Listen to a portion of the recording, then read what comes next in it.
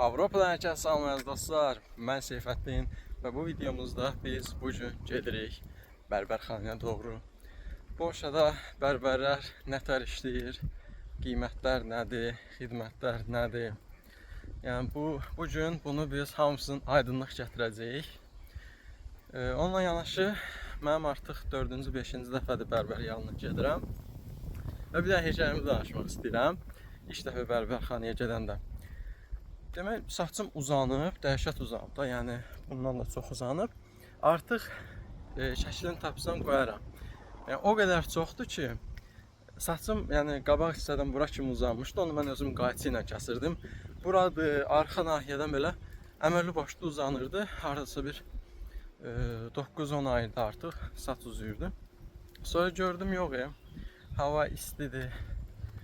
Yəni hara kimi gedəsən, yəni qışda yola verirsən, amma yəni yayı bunun çətindir uzun saçla. Nəsə yollandım bərbərxanaya. İndi gəlmişəm. Qardaş, baxıram salon da əməlli başlı. Xalalar da işləyir orada. Qız saçı düzəldir. Xanım müştəri oturub. Belə bir anlıq belə məəttəl qaldım. Çöl reklamında isə həm oğlan şəkli vardı, həm xanım şəkli. Girmişəm, nəysə məəttəl qalmışam ki, ayda mən səhv yerə gəldim də, bəs biabır olduq.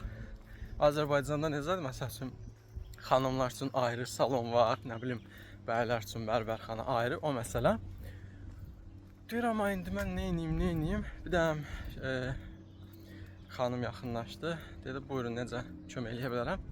Dedim, üzr sayın xanım, səhv gəlmişəm. Mən heç nələ saç qırtdırmaq üçün gəlmişdim. Prosto səhv yerə gəlmişəm. Burada deyəsən, yəni ancaq qadınlar, yəni qadın saçı düzəldilir. Deyir, yox, xeyr, düz gəlmişsiniz. Burada biz həm qadın saçı düzəldirik, həm kişi. Onda mən bir şok oldum ki, bu nətər olur bəs? Yəni bizim ölkədə ayrı idi. Nəysə, oturdum. Saçma alababat deməzdim elə yaxşı. Qırtdı, yolladı, getdim. Amma o iş, yəni o şeydə şok oldum ki, yəni bu iki insanı, xanım və kişini eyni yerdə və həmin insanlara özüdə. Həmin yəni topuna vur tut, yəni ya bir ya iki, maksimum 3-4 bərbər eyni salonda işləyir. Yəni bunlar həm qadın saçı ilə işləyir, həm də kişi saçı ilə. Yəni bu şey mənə həm maraqlı gəldi, həm biraz İlk anlar bir kiçik bir mikro şok yaşadım.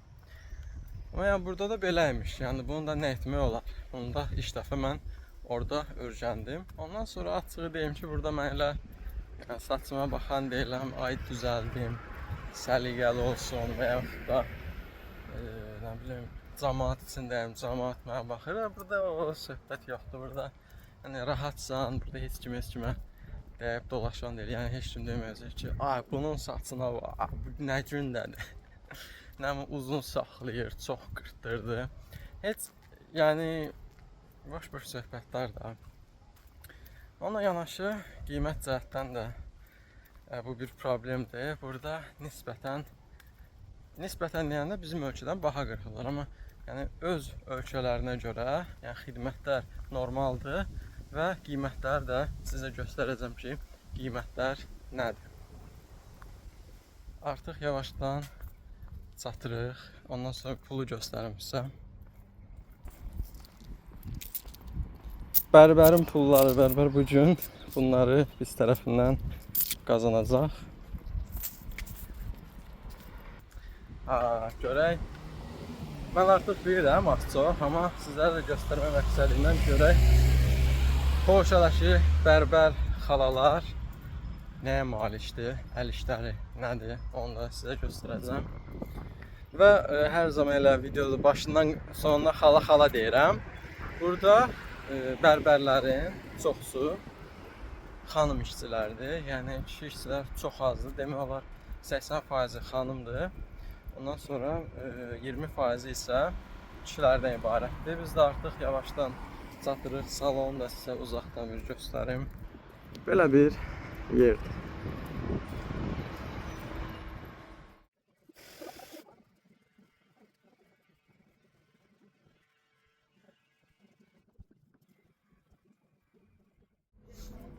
Saçımızı tam uğurlu korladıktan sonra gedirik öz evimizə doğru. Bu formada modelde qırxdırdıq. Qiymət də cəm tutdu 45 zlot. Orada fərqli xidmətlər də var idi. 45-dən başlayaraq 500 zlota kimi orada qiymətlər dəyişirdi. Bu da böyük ehtimalla nəsə orada xanım üçün orada nəsə saç düzəldirlər. Ətraflı bilmirəm, başım çıxmır, ona görə deyə bilmərəm. Belə çalışdığım qədər göstərdim burada. Bərbərlərlə vəziyyət necədir, qiymətlər nədir, xidmətlər nədir. Və sonlara onu demək istəyirəm ki, eşq olsun Azərbaycandakı o işin layiqincə görən bərbər qardaşlarımıza. Yəni mən o məhlə bərbərimi 5 manata saçımı qırxdırma məhlə bərbərini buradakı bərbərə dəyişmərəm. Kaşı olardı. Amma nə etmək olar? Əlimizdəki şəraitlərlə ancaq bu qədər.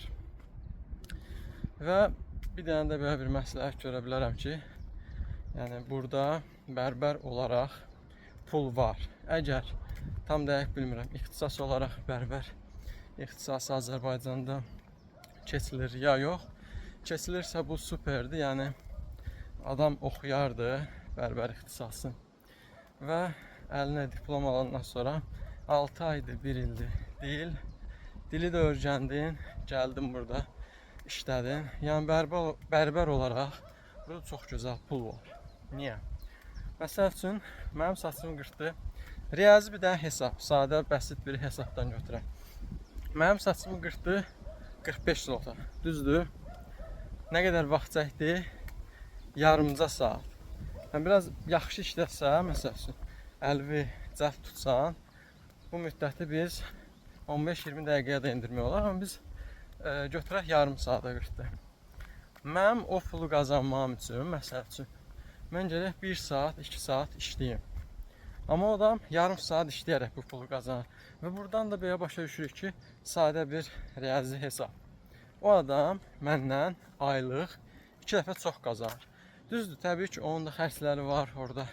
Müəyyən aparatların alınmasıdır. O, bu, ləvazimatlar, bu tip şeylər var. Yəni, qayçıdır, vaxt keçdikdə kor alır, spiritin alıb qoyulması, işıq xidməti, orada işıq yazır, yəni hər şey müftə deyil. Bu şeyləri nəzərə alsaq, aydın məsələdir. Amma məsələni harada fırlayırsan fırla, Avropada, bərbərdə də çörək var. Yəni, işləməyə dəyər, çox gözəl sənətdir.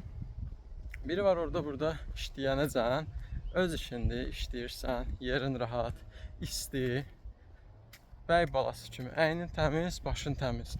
Bundan o tərəfi nə olsun? Bu videomuzdan da bu qədər. Özünüzdən müğayət. Ən qısa zamanda görüşərik. Hələlik.